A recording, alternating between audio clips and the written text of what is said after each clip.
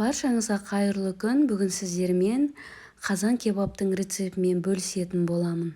Дәл кафе-ресторандағыдай өте керемет болып шығады. Үйде жасап көріңіздер. Ол үшін бізге сиыр етінің қабырғалары мен жұмсақ еттерінен 2 килограмм керек. Мариновка жасау үшін бізге етке арналған 3 грамм приправа, 2 грамм қара бұрыш және 10 грамм тұз керек.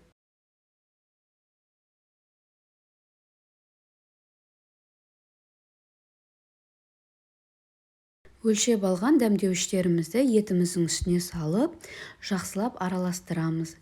Бетін жауып, 1 сағатқа мариновкаға қойып қоямыз.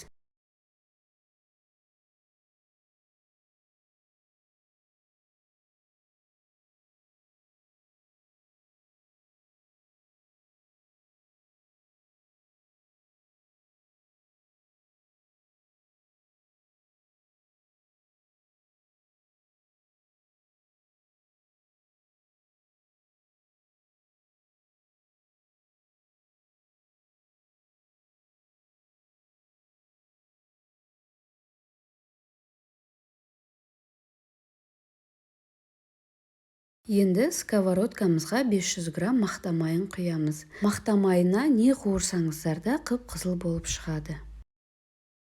Мариновкада 1 сағат тұрған етімізді осылай 2 бетін қызартып қуырып аламыз.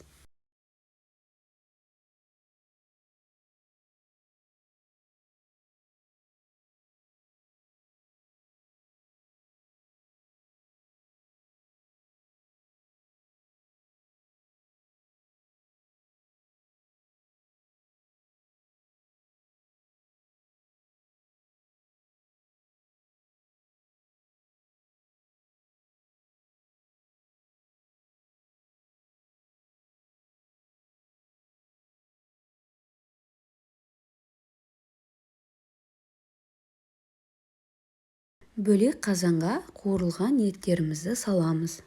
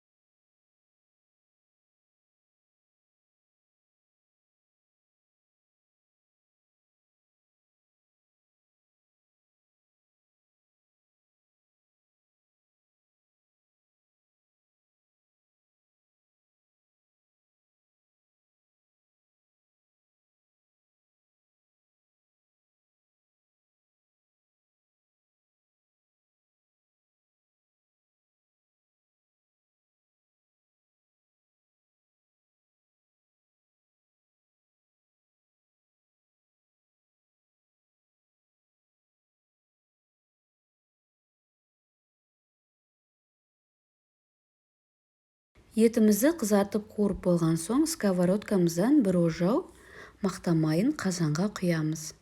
Үстіне 500 грамм, яғни 3 үлкен пиязымызды салып қызартып қуырамыз.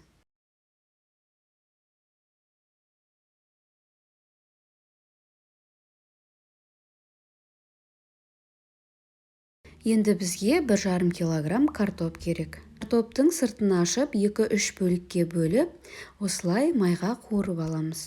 Картоптың екі бетін де қызартып, жақсылап қуырып алыңыздар.